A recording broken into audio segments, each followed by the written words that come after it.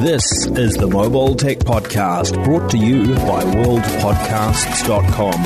Now here's your host, Tech Girl, Miriam Joie.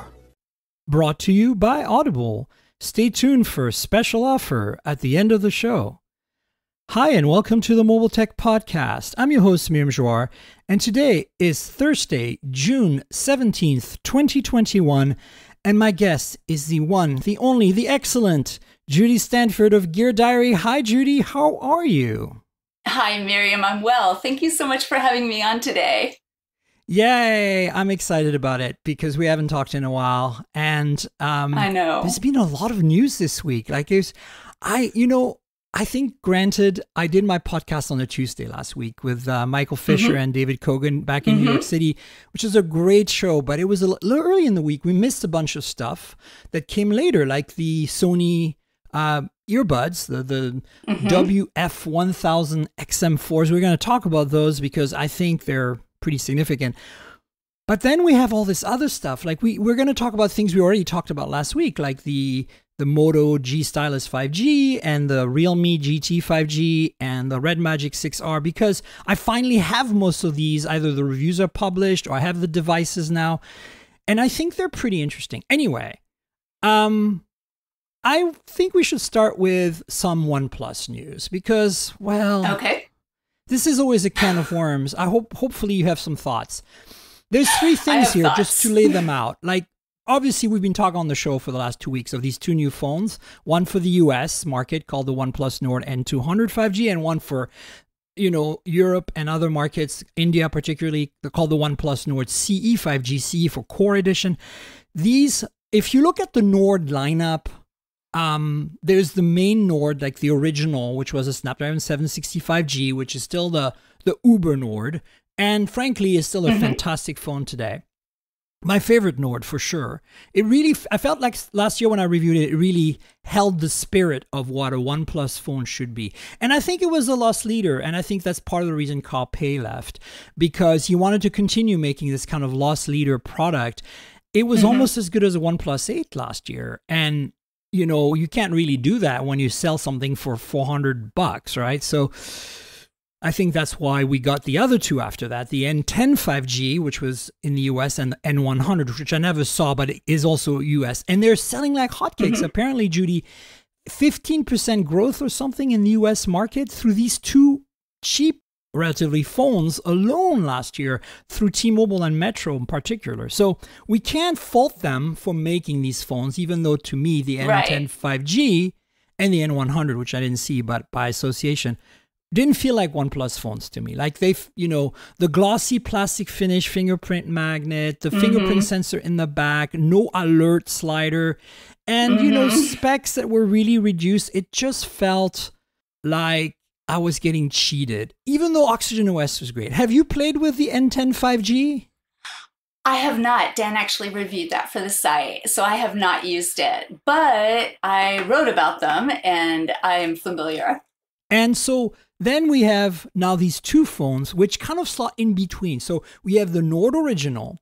Then you have the Nord CE. That's where the Nord CE is just a detune. So it's the Snapdragon 750G. In fact, I wish we were getting this phone in the US. I think this one might be the slightly better option. Then we have the N10 5G from last year. Then we have the Nord 200 5G, the new one, the N200, which I can discuss a little bit. I have one. And then we have the Nord N100, the 4G model, which I never touched. So I think that's kind of the pecking order. And, you look at it, it's 765G, 750G, 690, 480, and then I think a 4G, for the N100. And sure. Here's the thing. The reason the N10 disappointed me was the last year, the N10 5G, because the original was so good for the money, and this wasn't really that competitive. I mean, $300 obviously sold like hotcakes because people don't know of Realme and they don't know of Oppo and they don't know of Xiaomi, right? In the US, so in the US, it makes sense, right? The $300 N10 5G, but the CE I think is interesting because it kind of marries aspects of the N10 5G and the big Nord. So it has the camera systems from the N10 5G, like 64 megapixel kind of meh. And then it has an OLED display, and it has, you know, a Snapdragon 750, right? Which is kind of just below the 765G. And honestly, I've had a few phones with that chip and it's fine. So I think I really haven't read the reviews other than the 925. What was your take on their review? You read it. Well, first of all, the design to me looks older. It looks like previous versions of OnePlus. So it's almost like a downgrade in a way, because even the Nord N200 5G has the more modern camera array on the back. Right. Yeah, this is more of a hat tip to the original Nord. It almost looks identical to the original Nord, yeah. I agree. And I mean, honestly, it looks like a decent phone other than the fact that it's very plasticky. And yeah, I don't know. We're not going to get them here, so I guess I shouldn't stress about it. But I do find it interesting. And the price point, £300. Yeah. 64 megapixel main camera. Yeah. I mean, it's not bad. Like, I would love to try one out. I'm going to see if I can get my hands on one, simply because it's not an original Nord, but it's certainly an improvement of the Nord N10 5G. Yes, but again, as I said, it kind of marries some of the N10 features, like the 64 megapixel camera pod setup. I mean, not the aesthetics, but the specs. And, you know, the OLED and the faster processor that we saw on the Nord original. And frankly, I mean, the design aesthetic is interesting because it's more Nord-like, but I'm not offended by it. Like, I think that it's kind of maybe, as I said, a hat tip to the Nord original. Yeah. But weird when you consider that the other phones, right, the N10 5G and the N100, that really boring, like Galaxy S20 like camera pod. And then, you know, the one I'm about to talk to, the one I have, the N200, has more like an Oppo Reno style camera pod, like we see on the OnePlus 9, you know, color matched with a rectangle with 3 well-marked cameras. And it has no alert slider, which, you know, the original Nord had, and no other Nord really has. And to me, that kind of defines a OnePlus phone. And a headphone jack is a nice to have. So, but here's the thing. The N200, you know, I kind of went into it a little more trepidously because they wouldn't tell us, even after they briefed us, what the chip was in it. Right? So that's always a like warning sign, red flags, bells whistle. Right. And you're then like, they put okay, the Qualcomm Snapdragon 480 in it. Yeah. So before we get to that, though, the same thing happened with the N10 5G last year. We all thought we were going to get a 750 like this CE has, but we got a 690. And okay, Oxygen OS does still feel really snappy on that phone, but once you start burning it with a few apps and, you know, you're the 4 gigs of RAM limit, and actually no, it's 6 gigs on the N10 5G, so it's still okay, but it wasn't, I think in hand, because it was so plasticky and fingerprinty and had the fingerprint sensor in the back, and it had a 690, it wasn't, I mean, it's not a 90 hertz display. They all have like high refresh rate displays, even the N200 that I have, which is nice. But because it was an IPS on the N10, it was just like, it just didn't feel like a OnePlus phone. Oxygen reminded you were on a OnePlus phone, but there was a, you know, some kind of disconnect from the software and hardware experience. Does that make sense? Yeah, and totally. so I think that the C doesn't have that. The C doesn't, because it has a more OnePlus-like design in the sense that it mimics the original Nord, and I think it has an AMOLED and the 750. But for the N200, it's really interesting because I don't know how to tell you this, Judie, but I like it. I did not like the N10 5G, but I like the N200. And the processor was, I was like, okay, I just reviewed the Moto G Stylus 5G, which also has a 480 on it. And we'll get to that more in detail, but I feel really bad because everybody who's read my review on Geekspin of that phone is going to say, oh, I'm never going to buy a phone with a 480. It sounds like a nightmare. There's nothing wrong with Qualcomm Snapdragon 480 5G. In fact, I welcome it because we do need affordable 5G phones. Absolutely. My issue with the Moto was that it's $400. Right, it's too much. But here on the OnePlus Nord N200 5G, it's only $240, right? $240. Yeah. So that's actually very, very good. Like, so I think that makes more sense at that price. So I'm not as offended. Like the choice of processor totally vibes with the price point. Well, my thing too, though, is that you don't always need the Snapdragon, 888. No, you don't. If you're not a hardcore gamer, if you're not, doing things that are very processor intensive, you just want a solid phone that you can surf, that you can email, that you can watch an occasional video, that you can play a few simple games. You know what I'm saying? Read your books on whatever. I mean, the Nord N200 5G has a fantastic screen. The processor should be just fine. The 4 gigabytes of RAM and the 64 gigabytes user memory are a little bit limiting, but yeah, that's a bit of an issue. It has expandable memory, though, correct? Yeah, it does. So that makes it a little easier to swallow, especially if you have a lot of things that you do keep on your phone or you want to, load a lot of music. I think that the phone looks more expensive than it is. Exactly. And with the N10 5G, it looked cheaper than it was. And that's there's so much to that, right? Actually, it's interesting you bring that up because I want people to understand the dissonance with the Qualcomm lineup right now is that the 690 5G is a 600 series chip. So it's almost the same performance, like it's in the same ballpark as the 678 4G chip, which is, they're like, it's about the same speed. It doesn't quite match the 750 and 765. I personally think that for me, as someone who uses flagships all the time, I can totally use a 700 series chip, but when I start to get to the 6 series, I start feeling the lag. I start feeling even with Oxygen OS, I'm going like, okay, this isn't quite good enough. But I have to say, Oxygen is still super smooth on these phones. And the thing to understand, and the reason I'm getting to this, is that the 480 is really not a 4 series chip. That's the thing that's a little complicated. It's more like a 660, 630. It's like a mid-range 6 series chip with a 5G radio rebadged as a 480. And it's a 8 nanometer instead of 11 nanometer, which the other, a lot of the 600 series. The reality is a lot of 600 series chips other than the 690 are old now. They're very old. And they use processors that are not very efficient, like 11 nanometer.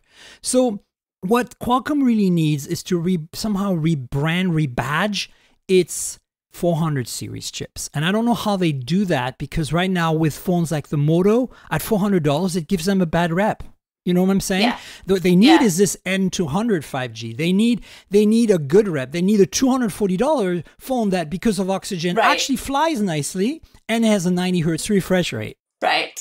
So for me, I think the thing about the N200 that really makes it kind of feel like a complete package versus the N10, it's a lesser phone than the N10 for sure, right?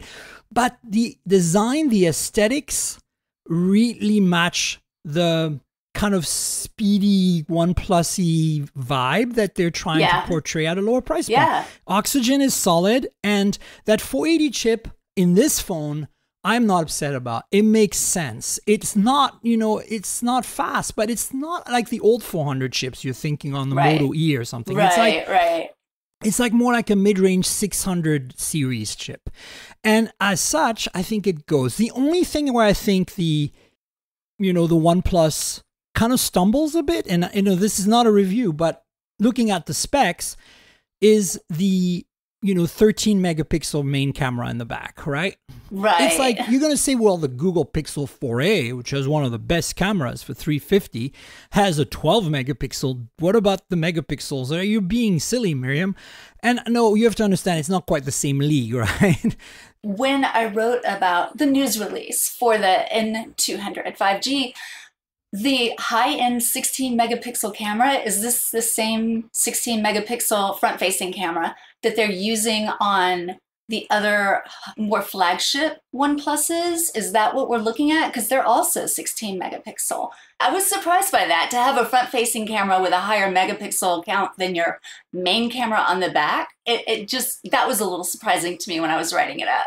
I think they're looking at the selfies that are very popular in this kind of, price point, because it's generally younger people who have a lesser budget and want a phone, and they really like to take selfies.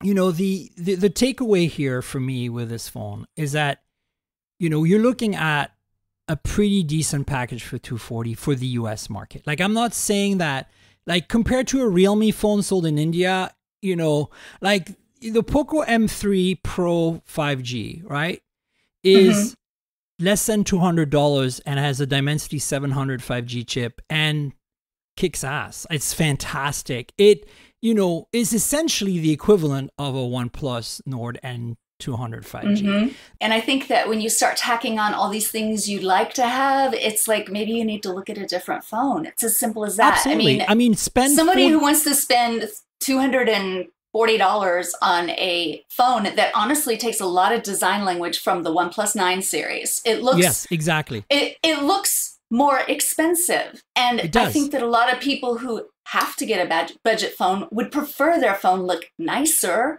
and this one, to me, it does. And if the performance is good and if the main features work well, it's like, save the money. It feels, it feels like it's worth its price for this market, which I really like. And I felt like the N10 5G was worth its price. It's really affordable at $300, but it didn't feel like a $300 phone. It felt cheaper. It feels cheaper than the N200 5G, right? Yet it is a better phone by all measures in the sense that it has better cameras and it has a faster processor. Ultimately, look, this phone, I think the biggest takeaway for me is design. Like it has a lot of the cues from the Oppo Reno series, which the OnePlus 9 inherited, as you mentioned, which are a camera pod that's color matched with big highlighted lenses. And, I think it's been a design aesthetic for Oppo for about a year now, since the Reno 4, I want to say. And honestly, it works. The Reno phones always feel more premium than they are, because they're all pretty much plastic phones, and this is a completely plastic phone, but it just works. The finish is matte in the back, and it's got a gradient, right? So it like gets lighter as the top. It just looks super hot. Like, I really like the design of this phone, and it reminded me how much we care about that when we handle the phone every day. Like, I didn't want to be mean on the N10 5G because per se it was like, there's nothing really wrong with it. I mean, other than, like, if you compare them, the only difference is shiny plastic versus matte plastic, thickness differences, and fingerprint sensor on the back. On the N200, it's on the power lock key. And I know that, the Pixels still have it on the back, but to me, fingerprint sensor on the back is like such a 2018 thing, if you want a phone and you want to make it look modern, you want to hide the fingerprint sensor. And that means you either have it under display if you can afford to, because it's an OLED panel, or you have it or put it in the power button key. And that's what they did with this. And I think it just, look, basically, I think if they revise the N10 5G with the specs that it has and make it look like this and keep the price to $300, that's all they have to do for this year to refresh it. Maybe they can call it the OnePlus N20 5G, right? Because there's an N100 and an N10, so N200 and 20. And maybe that's what we'll get. Maybe we're going to get a revised OnePlus CE 5G, right? Which is kind of like slots a little higher than the last year's N10, and called the N20 for the US. Because I don't see them giving us only one Nord this year in US when it was so successful with two Nords, right?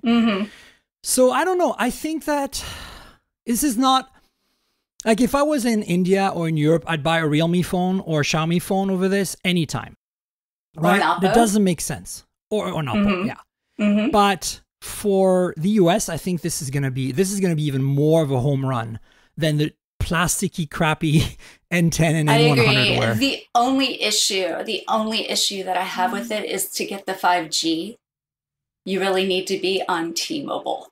Maybe Verizon, and that's the only thing that kills a lot of the OnePluses for me, is that, I mean, I live in a 4G area, so 5G isn't as big of a concern for me.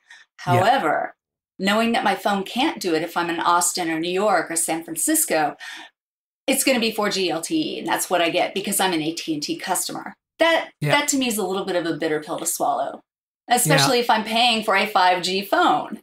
I got the news release, got told under embargo, and here's the date you can publish it, and all they mentioned was T-Mobile and Metro by T-Mobile. And that's when I knew Verizon wasn't on board yet. Maybe they were coming, just like with the 9 series. It took a bit for them to come in. And then AT&T, nah. Yeah. So, related to this, we already mentioned it, but OnePlus and Oppo announced that they're merging officially. They've been merging. I mean, it's been in the works. Oh, yeah. It's been going on. I've been joking about this for over a year since, the OnePlus 8-ish, and more so with the, in the fall when the N10 5G came out, that there's an oppofication happening at OnePlus where they're no longer distinguishing themselves by price or by feature or by design as much as they used to from Oppo. I mean, don't get me wrong, Oppo makes phenomenal phones. Right now, if I could get 5G and T-Mobile, even if I could get 4G because it's intermittent right now, on Oppo Find X3 Pro flagship, that would be my main phone. It is the best flagship for me this year. Is this and the Pixel 5 and the Oppo Find X3 are my main phones right now. There you go. In fact, so you know what I'm talking about. Yes. And so I think for me, there is nothing wrong with that, but it's just not where I was seeing OnePlus go. But I understand the strategy.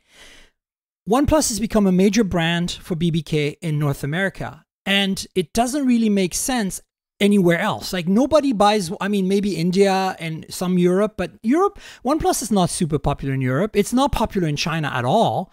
So, you're making phones, basically, why not make, and this is exactly what's happening here with this N200 5G. Somebody figured out which equivalent Oppo it is, and it's actually almost identical to an Oppo A series of some kind. And to me, that makes sense strategically, right? What doesn't make sense is that it is less beneficial for you to buy a OnePlus flagship today because of the pricing. Considering how aggressive Samsung can be with their sales shortly after launch, especially through carrier subsidies and BOGOs and other deals. Yes. As much as I want to support the underdog, I just have a hard time, especially when the S21 series this year is so good. Like, I finally took the S21 Ultra for a spin in New York last week for an entire week. And oh my God, Samsung, what have you done? I thought I loved the Note 20 Ultra a lot. I did. But this thing is even better. Like, I cannot believe how much I like this phone. Yet, at the same time, I'm kind of like disgusted with myself for liking a Samsung phone this much. Oh my God, listen to you. No, it's quite all right to like a Samsung phone. My biggest issue with them, and they make fantastic hardware, and we've discussed this before, I don't like the UI. It's too much. Yeah, that's the biggest issue. And all the extra crap added on there. Yeah, all the ads and stuff. But Yeah. If I could just get a Samsung hardware, like, for instance, the Samsung Flip Z, right? Or Z Flip. Yeah. It's like, if I could get that, but it runs Pixel, I'd be down. Yeah, so I don't know. I think I'm hoping OnePlus can still maintain some kind of competitive edge price-wise next year with the OnePlus 10 flagships, and continue its Hasselblad partnership to really differentiate rather than to have a brand name written on there. Because I know this year it was just color science. I get it, but it still wasn't enough. After using the S21 Ultra camera for a few days, oh my God, it's more like the P40 Pro Plus that I reviewed for you, right? It's up there. It's one of the, like, honestly, right now, I don't care what people say about the iPhone 12 Pro Max. Screw them. The S21 Ultra is the camera phone to have. Like, forget pixels. Honestly, it's that good. It's like, really, it's a whole different league of good. Like, I don't know what they've done, but I'm really impressed with that phone. So the S21 Ultra is then the phone that the S20 Ultra should have been. Oh, 100%. In fact, I already said that last year with the Note 20 Ultra. I actually like, design-wise, I like the Note 20 Ultra more. I like the squarishness, but I don't use the stylus. And if I have a choice between the latest flagship SoC from Qualcomm, the 888 versus the older one, and two telephotos, 3 and 10 versus 1, 5 on the Note 20 Ultra, I would pick the S21 Ultra today. Yeah. And that's why I feel kind of icky about it. I'm like, why do I have to like a phone that everybody has, really, right? But now I'm realizing that the people who bought that phone are really smart, because this is a pretty damn great phone. Yes. So there you have it. So Oppo and OnePlus are merging, which makes sense. And I think now we have to look at Realme as kind of the price leader for the BBK group. And they're certainly delivering on that. The Realme GT 5G, we're going to talk about it a little more, is a phenomenal phone. I've been using it for a few days now, and I'm pretty impressed. And then the other thing is Vivo. Vivo exists, and Vivo is one of the fastest growing brands right now. And Vivo is one of the most independent parts of BBK. They don't share too much technology with Oppo and with Realme. Like, I think if you look, like, if Oppo is kind of the master brand in a way, because it was the first one, OnePlus is right next to it because they're merging. Sure. And then you got Realme, which is kind of an offspring, but at a lower price point. And then Vivo is kind of not below, but on the side more, like over there, doing its own little thing with gimbals and stuff. Yeah. And I have to say, I also took the Vivo X60 Pro Plus with me to New York as my side-by-side competing with the S21 Ultra, because it also has two telephotos, right? And it has the gimbal, and wow, that phone delivered too. Like, really, really good. But I couldn't make that my daily driver. No US 5G, no wireless charging. Right. But the form factor, the size, 6.4 inch, perfect. That's the problem with the S21 Ultra. It's just so big and so clunky. And see, it just feels like phones. You have a brick in your pocket. Yeah, no, I like a bigger phone. And that's one of the problems that I had with the Pixel 5 is it's so small. I pick up the Oppo Find X3 and I'm like, look at that glorious screen. Yeah. Funny story. I'm going to tell you about this. I was flying back from Seattle last weekend, and I'm going through TSA and all of that stuff, and they pull I have to pull out all my phones and everything, and now they make you pull out everything, even if you're TSA pre-check. It's crazy. So anyway, my Oppo is lying face up. And this was the craziest thing, because this never happens. The guy that was working for the TSA that was looking at my stuff goes, "Is that a OnePlus phone? Is that the new 9? I was laughing because isn't it the same screen that's on the larger, it's exactly the same expensive screen. Yeah. So I was sitting there going, good eye, but no. And I flipped it over and I showed him the back, and he's like, "Is that an iPhone?" And I was just like, no. But yeah, it just made me laugh because most of the time TSA does not care. And to have somebody actually comment on your phone and give it an intelligent, "Oh, but I thought it might be this," based on just the screen. I was like, dude, you are so close to being dead on, you don't even know. Yeah. Yep. No, they share a lot of tech. So I think it's interesting. And of course, they have the other brand in China called Oko or whatever. Yeah, I have no experience with that one. Yeah. Yeah. So, I mean, they're supposedly pretty great phones as well. All right, let's switch gears to talk about ex-Huawei, because now they're no longer part of the same company. Yeah. The Honor 50s was announced, and it looks suspiciously like the leaked renders of the Huawei P50 series, doesn't it? But this one has a major difference. Just seeing that they're now getting Google services back. Ooh. I'm super stoked about that. Me too. Like, look, these are good-looking phones. I mean, Honor's phones have always been pretty hot, in my opinion, right? And so I'm glad they're continuing this. But so they're using Snapdragon chips in this, which is cool. Yes. And they are using Google mobile services. So Snapdragon 778G, which is kind of like what was the 765G last year. It's a replacement for that. So they should be pretty decent. I'm kind of still expecting them to come out with an 888 of some kind. Maybe like a Honor 50 Pro Plus or something later. I don't know. But I was expecting yet another one. But, the specs are pretty impressive. One of them has 100-watt charging, the Pro. Yeah. I mean, there's no wireless charging on these, but 100-watt charging and then 66-watt charging. Yeah, Crazy. when your bottom charging level is 66, I don't think you have anything to complain about. That's pretty impressive. Yeah, and then let's see what else we got here. We got a 100-megapixel camera. That's interesting. It's not 108, so I think this might be a new Sony sensor, bespoke, that probably we're going to see on the P50 as well, because here's the thing. This phone was still designed when Huawei was... the parent company. And they switched. The only thing they probably retooled and switched to was the processor, because they can't make enough Kirin chips.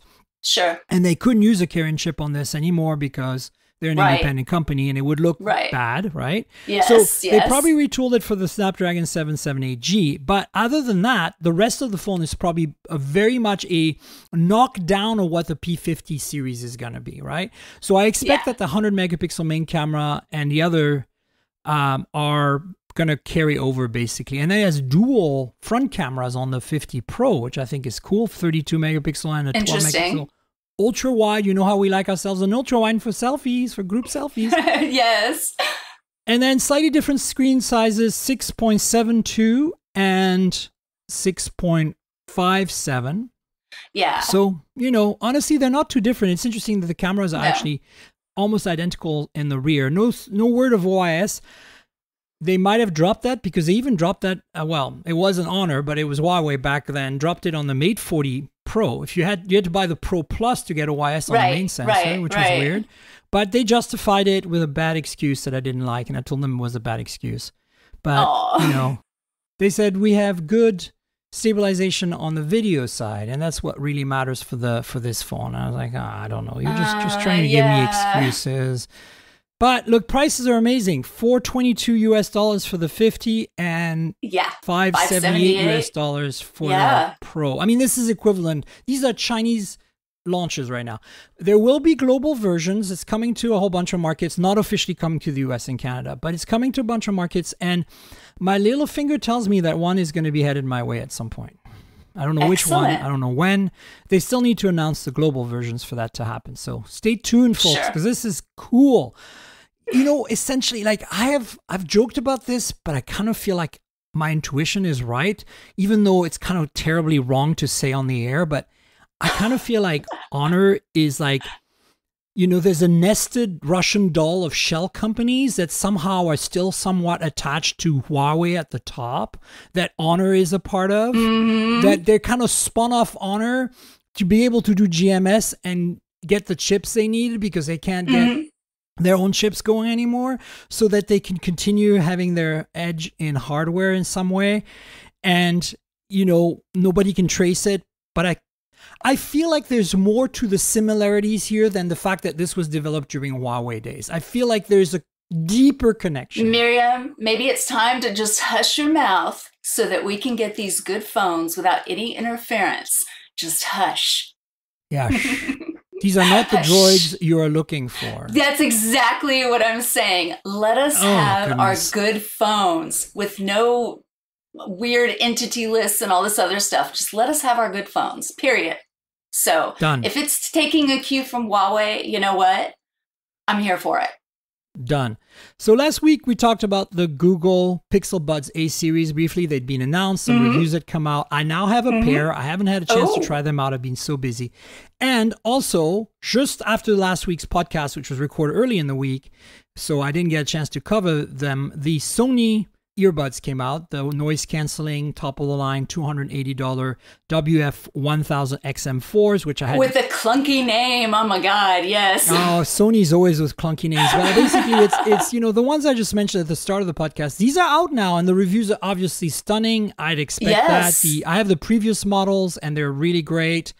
Good noise canceling, really good sound quality once you EQ them to your liking in the app. But the nice thing about Sony's headphones and earbuds is that once you set the EQ the way you want in the app, it stays stored in the headphones, right? Nice. So you can then pair with another phone or use the wired connection on the headphones or whatever and enjoy the settings you set forever. And so this is the same here. Support for LDAC, lossless audio. I mean, look, $280 is a lot of money, but if you I'm going to swear because I can bleep it, but if you don't want to f around and you want the best earbuds you can buy with the best sound, the best noise canceling, spend the $280 and just do it. Like, seriously, I have them. I haven't had a chance to listen to them. I'm dying to, but I know already that I'm going to love them. There's no doubt about it. Like, Sony is just so good at this stuff. And, there was a time when I used to be a little more iffy about wireless audio because the quality wasn't there. But now with lossless, I'm completely converted. And noise canceling is no longer coloring the sound anymore. It used to. Back in the early days, oh God, it used to sound so bad for those of us who care about audio. But I think it's gotten to a point where either my ears are getting old or they've just gotten really good with it because it's just totally awesome now. So maybe you've just gotten used to it. That's what it is.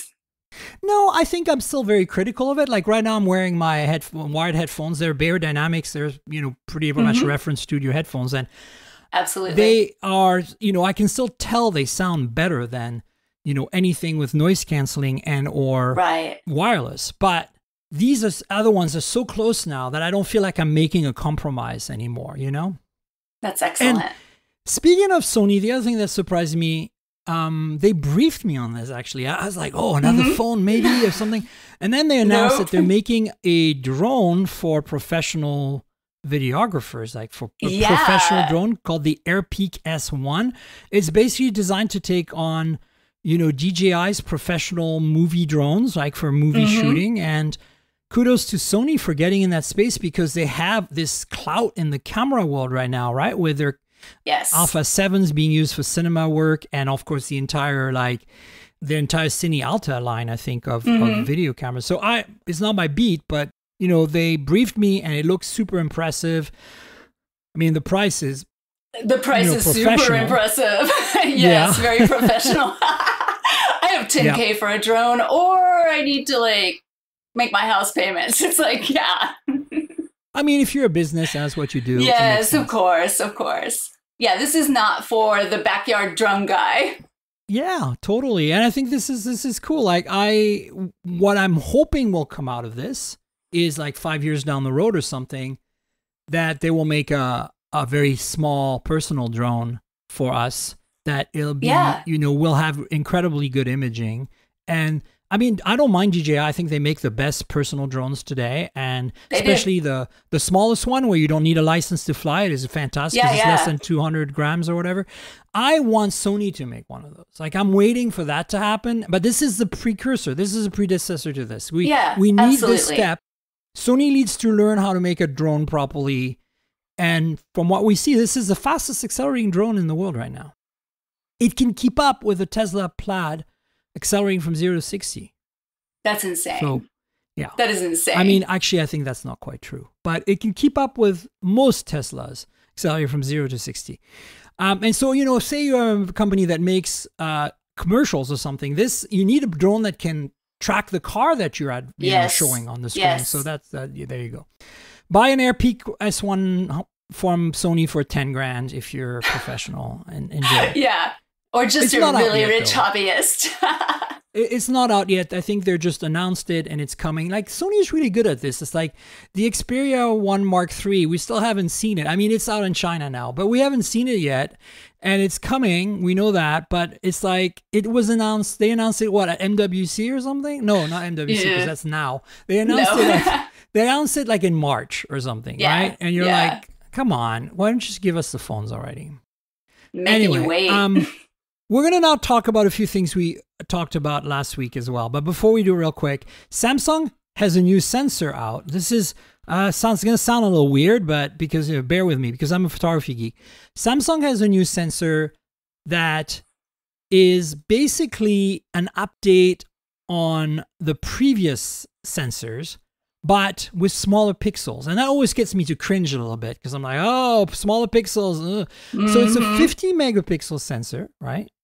And instead of 0.8 microns, which is kind of being, or 0.7, I think, is being kind of the smallest in some of the 64 megapixels, it's a 0.64 microns. So look, if your eyes are rolling and you're like, I'm going to stop listening to the podcast now, just bear with me for a second. Like, all this means is that we're going to possibly see this sensor on some S20 series, like maybe not the Ultra, but like the base model S22, or on the A series, the higher end A series, like the top range or the mid range, because it just makes sense. Like they're trying to miniaturize these large count of sensors, so 50 megapixels, so they can do pixel binning down to 12.5. They're trying to miniaturize them enough without compromising quality too much. Now, the real question is, the proof is in the pudding. How bad is it? Like, we'll find out. But knowing Samsung, I don't think is going to be bad. I think they are doing it because they can pull it off. And, a generation or two of software on that top of that thing will bring some good results. Absolutely. So this is something worth mentioning simply because it's could end up in an S series or a folding phone or something like that from Samsung. Because folding phones, the depth, you need to stack so much stuff in there. You really need to keep the depth in check. And right now, these big 108, 50 megapixel sensors that Samsung and Sony make, it requires, because they're so big, the lenses have to be hovering above the sensor enough that it can work. So you have a pretty thick. Like you look at the camera up on the S21 Ultra, that thing is a chunker, right? Yeah. So, and I'm being polite. You are being polite, but it is a chunky thing. So, all right, let's talk about a few phones we talked about last week, but with more context now that I actually have some of them. Mm-hmm. My Moto G Stylus 5G review is out on Elena's publication, Geekspin. We've already covered this a bit. Snapdragon 480 for $400. No. Qualcomm, this is bad form. Like, I feel bad for Qualcomm. Like, I feel like this is a PR faux pas that this launched before the N200 5G. Mm-hmm. The N200 5G from OnePlus, the OnePlus Nord for the US, should have been the poster child of the 480 chip. That would have made the 480 chip look good. It's not that there's anything wrong with the performance of the Moto G Stylus 5G. It feels okay. It's just that you look at the price and there's a dissonance, there's a disconnect there. You're like, no, I can't do this at that price. Now you're going to say, Miriam, the average person walks into a store and they don't know better. Yeah, you're right. I'm not going to say that. I think consumers are more educated than we're giving them credit for. But I think that when they... rubs me the wrong way, right? That they're doing this. Well, plus there's no NFC. It's like, what is that? Oh, yes. $400? It doesn't have it? How is that even possible? I don't know. I really don't know what they were thinking. They make a phone already that's better than this. It's been out for 6 months. It's the Moto One 5G. It's got a Snapdragon 765. It's got 5G. It's got NFC. It's got better cameras. It's got a 90 hertz display. Like, And I don't how much know. is that like, one? why it's $50? Oh, it's $50 less. It's $350. Okay, you're gonna say the stylus. You're gonna say the big screen. You're gonna say more storage and RAM. Yeah, there's more storage and RAM because 6 gigs and 256 is very generous. Plus micro SD. But who needs that? Like, when what they're aiming for, that product, the G series, people don't want to spend $400, and people want NFC, and people want. They don't care about 60 hertz, and they don't care about 6 gigs, and they don't care about 256 gigs, especially if you give them expandable storage. What they care about is a big screen, a stylus, maybe 5G, and, a price that's competitive. And, of course, NFC so they can pay their subway rides. Contactless, yes, exactly. And not just the subway. I mean, gosh, since the pandemic started, it's like being able to just touch your phone to stuff and not have to pull out your credit card or hand anything to anyone or handle cash. It's like being able to just use your phone as your wallet has become so important. And for a $400 phone to not even come with that option, ridiculous. It's just a bummer. I will read my own self. I quote myself because, that's what you do. Please do. Bottom line is what I wrote on the review was, the Moto G Stylus 5G is a large, overpriced, and underpowered 5G phone with a stylus. While it offers a decent display, ample storage, and excellent battery life, plus great software, it suffers from middling cameras and lacks NFC. That's all you need to know. I gave it a 3.2, and I think I was slightly generous. I think that was generous. The reason I do have some hope with this phone a bit is that there's going to be a carrier version coming out. And normally I don't advocate carrier versions. I'm unlocked all the way, right? But this is supposed to have a price cut and a 4 gigs 128 gig version from AT&T. Well, we don't know, but I'm assuming AT&T because they've had a partnership with and Verizon, right? So at that, if that can make this phone $270, like, less than 300, even maybe 300, although maybe if it really NFC, come on. Can't the carriers demand that it have NFC? Okay, well then maybe that will happen, and it'll be. But it hasn't happened on any G prior to this, so I don't know. So that's probably a no. And again, when I say underpowered, I can already hear the Qualcomm PR people picking up their phones, right? Like, look, folks, listen, both Qualcomm PR and listeners, my audience here, there's nothing wrong with the Snapdragon 480 5G. It is a 600 series chip, rebadges the 400 with 8 nanometer process, 5G chip. It's a state-of-the-art, affordable 5G chip. It's fantastic, no doubt. But it has its place, and its place is not in a $400 phone. That's all I'm saying. It's bad form. It doesn't look right. Like, it just doesn't sell your product. So there. All right. RedMagic 6R, an update on. I got the RedMagic 6R, which we talked about on last week's show.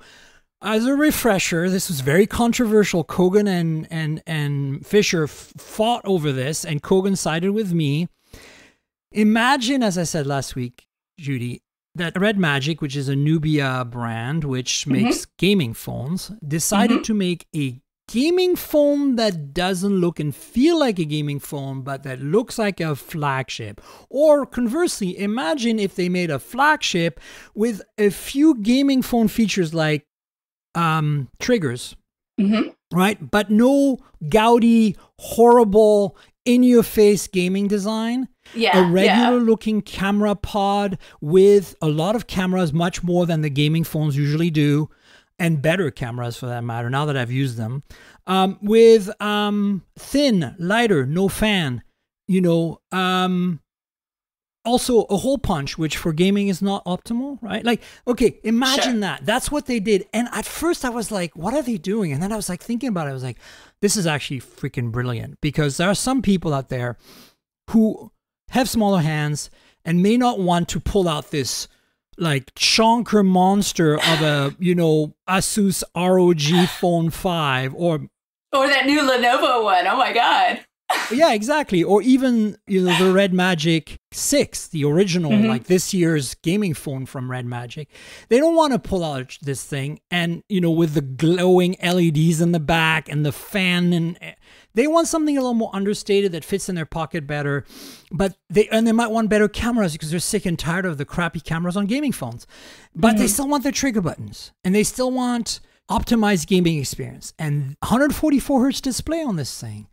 You know, it does make one concession. There's no headphone jack, which all the other gaming phones do have, but it, you know, use an adapter and you're good to go. And, you know, wireless is another way to go. But look, $499 when it launches in the US for a Snapdragon 888. This is one of the cheapest, that's very good, flagship-like phones on the market today.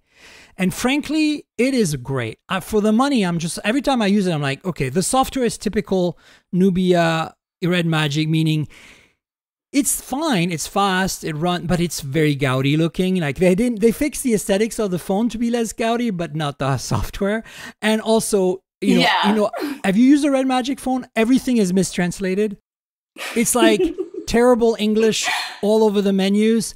And we keep telling them that. Like we keep saying like, okay, at first, the first time I reviewed RedMagic, I was like, okay, I can look past that because this might be pre-release software. And I was like, okay, fine. So I told them about it and they're like, yeah, we know, we'll fix it. And then they released them in the wild and it never got fixed ever. They need to hire a copy editor. I know. And then the next year they did the same. And then the next year they did the same. And then here we are 4 years into it. Or 3 years, because they release their phones twice a year. So 2.5, 3 years into it, we're with the RedMagic 6 and now the 6R, and we're like, everything is still mistranslated. And I'm like, it's become their shtick. Yeah, it's become their shtick. $499, I get it. You don't want to pay a copy editor because it'll make the phone cost $520 instead of $499. But like, come on. So the cameras are better. This still doesn't have OIS, but it does have a 64 megapixel camera that doesn't suck too much. The camera interface though is not that great, but here's the magic, right? RedMagic. Here's the magic. The Snapdragon 888 is on there, and so guess what? The Google cameras ports work on this phone just fine. You can download like any port of the Pixel camera for an 888. There's a bunch on XDA forums, and you have a better camera experience all over. Like instantly. It is smaller, it's lighter, it's thinner.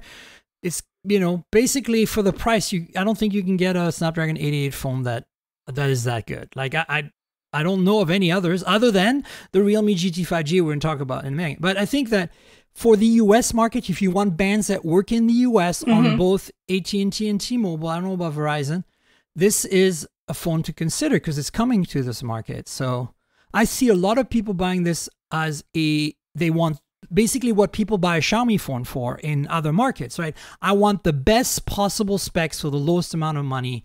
Give it to me now. This is it. Right. And they're not going to buy because it's a gaming phone. And that's why this strategy of making it look like a normal phone, look more like a normal phone, is not a bad idea. And Kogan was 100% on board. Michael was like, no, I like my gaming phones to look like gaming phones. They need to be over the top with wild colors and designs and clunky. And I think that this will appeal to a lot of people. So I think that going with the understated styling was a brilliant choice, honestly. So, I mean, you've seen it, right? Like it's pretty cool. I think it's a beautiful phone. So yeah, there you go. Well, I wasn't sure that you felt that way because it's like it is still a little shiny, you know, over the top a bit, but yeah, well, I mean, look, I haven't looked at the operating system and all of the overlays, but at the same time, I'm looking at the phone itself, and this is not a phone I would feel uncomfortable pulling out of my pocket in a business meeting where I would not want to pull a full-on gaming phone out necessarily in a professional setting. So this is like the fly under the radar gaming phone. I like that. Yeah, it's cool. There it is. I don't know if it's going to come out on the Skype video, but because it might blur it. But as you can see, it's very, very shiny. So yeah, but you're going to put it in a case anyway, so whatever. Well, that's what you hope, right? And speaking of, let me show you the OnePlus. Not bad, right? No. The other one is the Realme GT 5G, and that's actually even cheaper technically. So it turns out that phone is like translated from euros on early bird sale, which is a special deal they have. It's going to be $450 for a Snapdragon 888. Are you ready for that? It sounds crazy to me, but let me show you this. So I'm going to actually remove it from, it comes with like a smoked TPU case, like a smoky color case. So that kind of defeats the purpose of it because look at this thing. That is a racing stripe if I have ever seen one. Oh my God. It's cool, right? It is. I like the yellow too. Yeah, so it looks really hot. And that's the design. Like, again, this is like the Oppo, you know, the Oppification of OnePlus in a positive way here with the N200 5G. This is, Realme has been pushing the envelope, trying to make some really cool looking phones for a while now. And this is their flagship. It's so 450 equivalent dollars from the euro early bird price is a pretty great deal. And, you know, spec wise, again, it's very similar to the RedMagic 6R. 64 megapixel main sensors, no OIS, 2 megapixel macro, 8 megapixel ultra wide. You know, it doesn't break any new ground there, right? So, but it's got this faux leather and glass back. That's not just yellow, that's faux leather yellow. Judie, can you handle that? Yeah. Oh, I don't know. I mean, we've seen faux leather on the back of phones before, and my first fear is always that it's going to get grimy and gross. But honestly, the feel of it is so nice. It's fantastic. Yeah, I'm excited to see it. So let's see. 369 euros is the early bird price. Yeah. And Snapdragon 888. 120 hertz AMOLED, of course. And again, like the Vivo, this is a 6.43 inch phone. It's not hugely ridiculous. You know what I'm saying? And I know you like them better, but for me, that's the sweet spot. Of course, NFC, you know, not a lot of Chinese phones don't have it, even, you know, at that price point. So I want to point that out. If you want to import this for whatever reason, it's going to be like the Oppo Find X3 Pro though, in terms of carrier support. You might get 4G, and you might even just be on 3G sometimes. But 65 watt Super Dart, which is the same as Super VOOC 2 and whatever the OnePlus. Warp Charge. Yeah, this is about the same as 65 watt Warp Charge. And it's interchangeable. That's the nice thing. Vivo has their own system. They're not compatible, but I've learned from having all these phones around that you can use the Oppo charger on the OnePlus and the Realme charger on the Oppo, and they're all interchangeable. Which is really nice. 4,500 milliamp hour battery. Android 11, of course. Yeah, so look, it does have a headphone jack for a flagship. That's uncommon. That's hardcore. Yeah, and, you know, I mean, there's just really nothing to complain about here. Like, I've used it. The one thing I also like, I don't know if you've had a chance to play with a Realme phone, is you've played with Oppo and you've played with OnePlus. Imagine you cut the middle in terms of user interface. So take Color OS over here, take Oxygen OS over here. Realme OS is like up here. Like, it's kind of like it's closer to Oxygen than Color OS is. So it's actually a good experience. but it's also not like as stock, I guess. But Sure. yeah, so it comes in 2 flavors, 8 gigs, 128, no micro SD here, or 12 gigs, 256 for 499 euros. So like it's $600. So I mean, it's still a very good deal for 12 gigs of RAM. Yeah. You know, like think about this, like 12 gigs of RAM is what you get on a $1,000 OnePlus 9 Pro right now, right? You don't get that. And you get 2 nano slim slots in this one, and you don't get that on the flagship US OnePluses model. anymore. Yeah. Or Yeah. yes, the US version anyway, which also kind of bites, but that's okay. So now that I've had a bit of time with this phone, I think it's pretty solid. I'm going to play with it some more. I'm going to take the RedMagic in the Realme. I've got, you know, always 4 phones. I got my main phone, then I've got the Realme and the RedMagic and the OnePlus N200 in my pocket as my, you know, review phone. So I've been going around taking photos and doing stuff with them simultaneously. And it's really interesting to have this 480 right next to the 888s, you know, yeah, pretty cool. Well, let me ask you, I watched your Realme GT 5G unboxing video. What is the one thing about the phone that you like the most so far? I know you haven't had it that long, but so far using it, what do you absolutely love? The design, and I think that it goes back to this this lengthy conversation we had about the OnePlus Nord series, how the N200 5G feels like a complete package because the hardware and the software are both really polished together. This is what you're getting here. That the software matches the hardware experience and vice versa. You get that connection. You know, it matches the experience of a much fancier phone. Like, it has a plastic mid-frame, so that's a little bit of a bummer. But here's the thing. Then I think to myself, like, OnePlus 9 has a plastic frame. It has no OIS either, right? And that costs $200 more. Yet it's, for all practical purposes, the same phone because it's even the same parent company. Yep.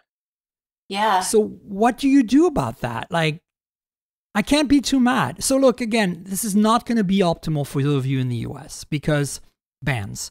But if you're in Europe or in India or anywhere else, because I know a lot of you are listening from Australia or whatever, look at these phones because I think that they're good alternatives to, you know, what we're all familiar with now in the US. You know, it seems to me that there's 3 players here in the US right now, really, right? There's, of course, Apple and there's Samsung. But I think if you had to pick a third, it used to be kind of LG, right? And now I think it's OnePlus. Interesting. And what else is there, right? Moto's not in the, like, I'm talking about flagships. Moto's not in the flagship game. Yeah. I mean, they did the Edge last year and the Edge Plus, but they weren't great.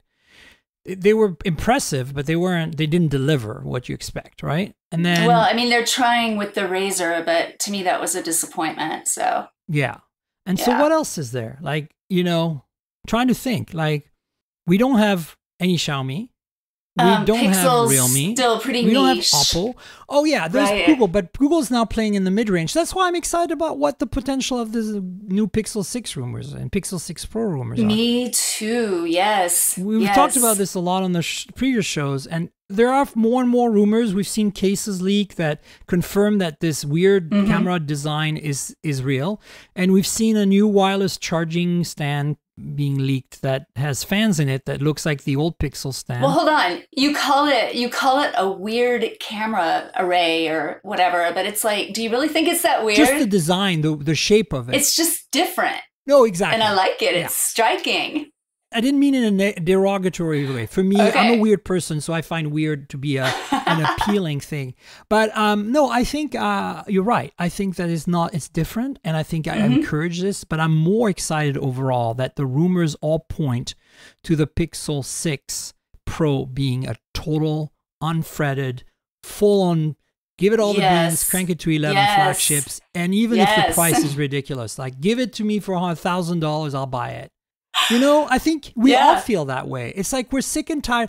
To me, I hate to say this. I know it sounds weird, but I love to support the underdog.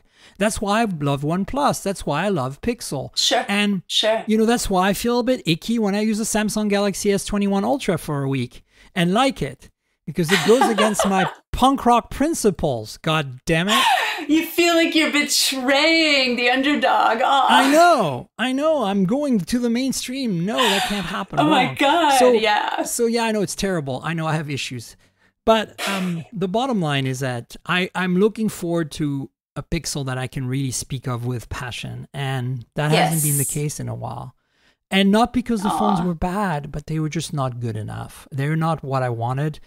And I know I'm not the only one that, wants this flagship Pixel experience. I thought for a long time that was the only one and nobody cared. But I'm finding out that beyond even my journalist friends like you and the folks I had on the show every week in the last few weeks, there are normal people out there. They're like dying for a Pixel that just competes head on with the Galaxy S21 Ultra, Yeah. So see what happens, right?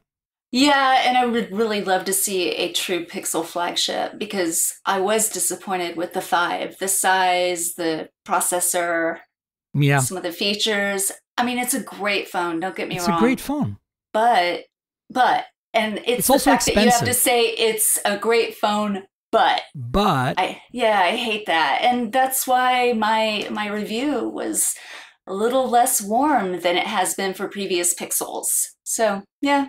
I still think that here we are almost a year into this, and the Pixel 4a 5G is still my favorite Pixel of 2020. That's a great phone. Because it does lack some things that I feel are necessary, like wireless charging. But overall, for the price, it's the most well-balanced Pixel of the 3 of them. I agree. So, on that note, Judie, we should wrap it up. Do you want to tell folks where on the internet they can find you and your lovely writing? Oh, well, thank you. You can find me at geardiary.com. I'm on Twitter at geardiary, and I'm on Instagram at geardiary. Hey, that was easy. Gear Diary, all the things. All the way. Yeah. Well, folks, make sure you read your diary and follow and all that stuff. And you know where to find me on the internet. I'm at Tankgirl on Twitter and Instagram. That's TNKGRL. Like the comic book character, but drop the vowels. If you want to have a conversation with me and Judie, you can do that on Twitter. And if you want to see pretty pictures taken with phones or pretty pictures of phones, especially those new phones I'm reviewing I've just talked about, check that out on Instagram. There is a couple of YouTube channels that go along with the podcast. There's youtube.com/mobiletechpodcast. That's the main channel where you have all the unboxings and some reviews, some hands-on, hopefully soon when we can do hands-ons again. It's been a while.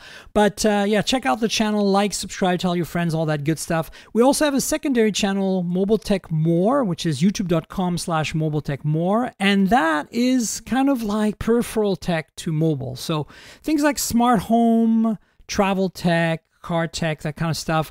My producer and I are lining up some content for that still, so just subscribe. We'd love to get to 1,000 subscribers so we can monetize.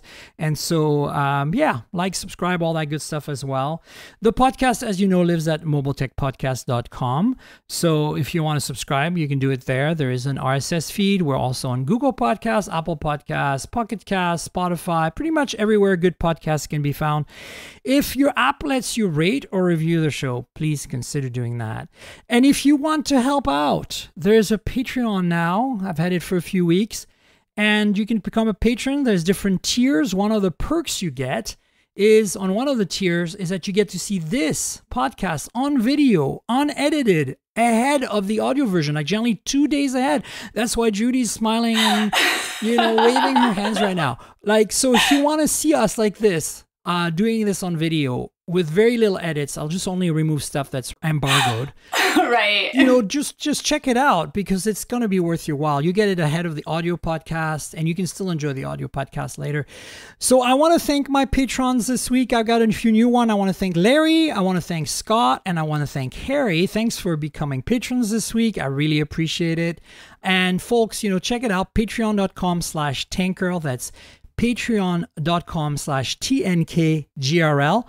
If you don't want to do the Patreon thing, I get it. You can help another way. We have a PayPal link that you can get to by clicking in the show notes. Look for the donate button and do a PayPal donation instead. I'd appreciate it.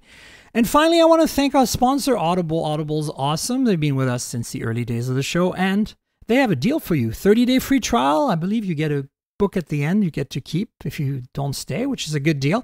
But I hope you stay because, look, Audible is the #1 audiobook platform in the world, and you should stay. The URL for that is audibletrial.com/mobiletech. That's audibletrial.com/mobiletech. That'll get you the deal. And, you know, look, I don't have to explain Audible to you. If you love to read, if you're a bookworm like me, you know, books are your life. You love it, right? Well, imagine somebody reading you the books instead of you getting your old tired eyes to read them instead. It's amazing. They have an incredible selection of books, tons of extra content. It's not just books. They have podcasts. They have a bunch of other stuff. But basically, those of you who like to read can listen instead. Maybe you're driving all day, like delivering packages, or maybe on a road trip. Road trips are great for Audible because you got to drive the car. Well, guess what? Audible is there for you. They've got you covered. I love how a lot of books are read by the authors. It makes me happy. It's like you really kind of get into the mood. I love how some of the books are really long, like hours on end. So it really feels like you're reading a physical book in the sense that you do it for a few hours. You don't do it all in one sitting like a podcast or something. It's a better experience, I think. So check out Audible, audibletrial.com/mobiletech. I want to thank them again for being our longtime sponsors. And of course, Judie, I want to thank you for yet again being my guest on the show. Thank you for having me, Miriam. Pleasure. And we will have you on again soon. And folks, we'll obviously have another podcast next week. So stay tuned for that. Until then, cheers, everybody. This has been the Mobile Tech Podcast with Tank Girl, proudly presented by worldpodcasts.com. You can visit us online at mobiletechpodcast.com.